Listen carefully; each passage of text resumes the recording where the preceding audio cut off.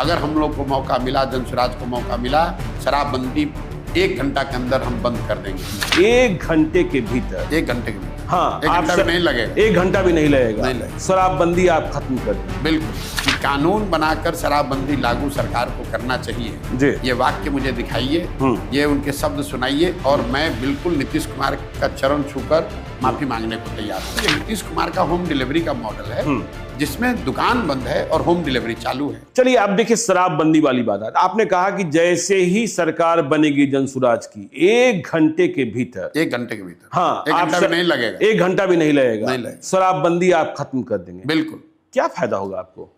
क्योंकि शराबबंदी से किसी समाज, किसी राज्य, किसी देश का कभी मानव सभ्यता के इतिहास में किसी ने अपना विकास किया हो शराबबंदी के जरिए, इसका कोई प्रमाण कहीं दुनिया में है नहीं।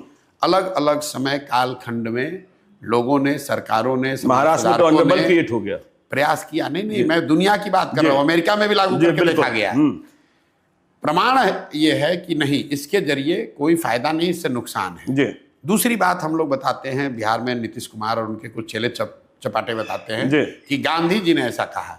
मैं 2 साल से कह रहा हूं, उससे पहले से कह रहा हूं कि गांधी जी ने अगर कहीं कहा है कि कानून बनाकर शराबबंदी लागू सरकार को करना चाहिए, ये वाक्य मुझे दिखाइए, ये उनके शब्द सुनाइए और मैं बिल्कुल नीतीश कुमार का चरण छूकर माफी मांगने को तैयार हूं। गांधी जी ने आज तक कहीं जीवन में ये नहीं कहा कि सरकार को कानून बनाकर शराबबंदी लागू करना चाहिए। गांधी जी ने शराबबंदी को एक सोशल एफर्ट के तौर पर देखा कि समाज को जगाइए, बताइए कि शराबबंदी की खामी क्या है और शराबबंदी, ताकि शराब का कंजम्पशन कम हो। ये तो ऐसे हुआ कि गांधी जी ने यह भी कहा कि वेजिटेरियन होने के बड़े फायदे हैं और सरकार कल नियम बना दे कि जो भी मांसाहार है, जो भी नॉन वेजिटेरियन, उसको जेल में डाल दिया जाएगा। तो गांधी जी के बात को डिस्टॉर्ट करके लोग बता रहे हैं। तो पहली बात, दुनिया में कहीं इस बात का एविडेंस, प्रमाण नहीं है कि शराबबंदी के जरिए विकास हो सकता है। दूसरा, गांधी जी ने ऐसी कोई बात कही नहीं। तीसरी बात, शराबबंदी लागू है कहाँ? अगर एक बार को मान भी ले कि कुछ इसका फायदा है, तो फायदा तो तब होगा जब लागू होगा। दवा का फायदा है तो दवा खाइएगा तब तो फायदा होगा। शराबबंदी लागू नहीं है, शराब के दुकान बंद हो गए, होम डिलीवरी चालू हो गई। भाई टीवी बंद हो गया, यूट्यूब चालू हो गया, न्यूज तो चल ही रहा है, पुलिस वाले मालामाल हो गए, अमेजोन चल रहा है, फ्लिपकार्ट नहीं, उस पे आ रहा हूँ, फ्लिपकार्ट और अमेजोन से डिलीवरी हो रही है। उसी तरह से ये नीतीश कुमार का होम डिलीवरी का मॉडल है जिसमें दुकान बंद है और होम डिलीवरी चालू है। और इस पूरे निर्णय का असर क्या हुआ? हर साल बिहार जैसे गरीब राज्य का 20,000 करोड़ रुपया का रेवेन्यू का लॉस हो रहा है। ये पैसा जा कहाँ रहा है? ये पैसा जा रहा है भ्रष्ट पुलिस वालों के पास, अफसरों के पास और माफियाओं के पास। बिल्कुल।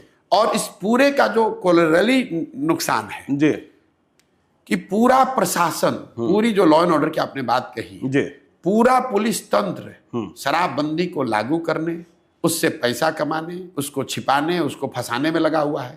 सामान्य पुलिसिंग का काम छोड़कर पूरा यही कर रहा है। तीसरी बात सुनिए, टोटल 6,36,000 केस हुए हैं शराबबंदी में अभी तक। 1,13,000 या 14,000 लोग अभी भी अंडर ट्रायल जेल में हैं। जितने लोगों पर केस हुआ और जिसके मुकाबले जितने लोग जेल में हैं, ये ज्यादातर लोग गरीब, अति पिछड़े, दलित समाज के लोग हैं जो अंडर ट्रायल हैं। फाइनल बात, आपने इसको कहा महिला एम्पावरमेंट के नाम पर, तो भाई सबसे ज्यादा प्रताड़ित तो महिला ही हो रही है इसमें। पुलिस वाले अगर आपको जाकर पकड़ लेंगे तो आपके घर की महिला बेचारी वकीलों के, थानों के चक्कर लगा रही है। तो ना इसका कोई प्रमाण है साइंटिफिक, ना इसका कोई गांधी जी जैसे